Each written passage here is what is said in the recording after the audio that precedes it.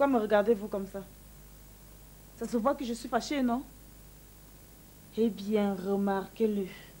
Je suis très fâchée. Dans tous les cas, je vous rappelle que l'essentiel vient d'être fait. Le nœud gordien vient d'être tranché et j'attends ici, de pied ferme, le premier qui osera trouver à redire. Même certains d'entre vous qui êtes les amis de mon mari. D'ailleurs, vous êtes pour quelque chose dans le calvaire que je vis depuis quelques mois. Si vous ne le saviez pas encore, je vous le dis. À l'aide de ce gourdin, je viens d'en finir une bonne fois pour toutes avec ma rivale. Je l'ai écrabouillée, aplatie, complètement déformée. Et le premier qui prend, je subis le même sort. Mais c'est pas possible. A-t-on idée qu'une femme comme moi puisse avoir une aussi curieuse rivale? Je me calme. Je me calme. Je me calme. Bien.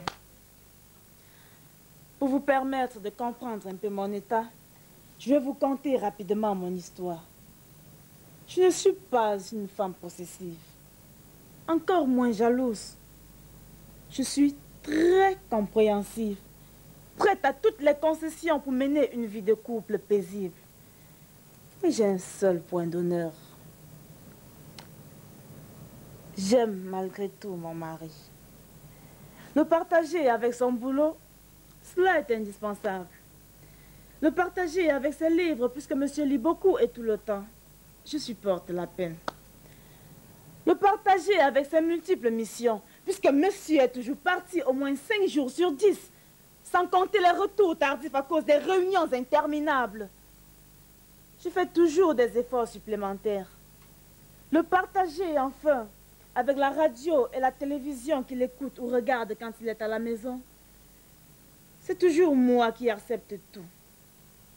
Mais alors, figurez-vous que malgré tous ces sacrifices que je consens stoïquement, monsieur, mon mari, a trouvé le moyen de m'infliger un autre supplice. Ah oui, vous vous en doutez bien. Monsieur, mon mari, m'a trouvé une curieuse rivale. Oh, vous les hommes, que vous êtes cyniques. Monsieur, mon mari m'a trouvé une rivale qui l'accapare totalement. Pas encore qu'elle soit pour moi une rivale comme celle que toutes les femmes en ont officiellement ou officieusement. Vous ne me démentirez pas, n'est-ce pas, monsieur? Mais avoir une rivale aussi particulière comme celle qui m'empoisonne l'existence en ce moment est inacceptable. Elle aliène mon mari au point qu'elle engloutit tout le budget de notre famille. Et monsieur, mon mari, ne jure et ne respire que par elle. Je me calme. Je me calme. Je me calme. Mais ce n'est pas facile pour moi, je vous l'avoue. Tenez par exemple, au milieu du mois, je me rends compte qu'il n'y a plus un sou à la maison et qu'on se met à faire des mains et des pieds pour joindre les deux bouts. Je demande à mon mari ce qu'il a fait de notre argent. Monsieur me répond le sourire aux lèvres. Ben chérie, j'ai chaussé l'ancien et mes 2 paires de chaussures à la fois, tu sais. Une boule me monte à la gorge. Je sens que je vais exploser. Je me retiens. Je me calme. Une autre fois, c'est les factures d'eau et d'électricité qui reviennent impayées. Je demande à mon mari ce qui se passe. Il me répond, mais chérie, t'en fais pas. Je vais emprunter de l'argent. Je vais mettre de pleurs de frein et un amortisseur à lancer. Je sens mon corps trembler de colère. Je sens que... Je me retiens. Je me calme. Je lui parle des fournitures scolaires des enfants. Il me parle de la butée, du disque d'embrayage, de la batterie de l'Ansi Presti qu'il faudrait déjà songer à remplacer. Mon sang fait un tour.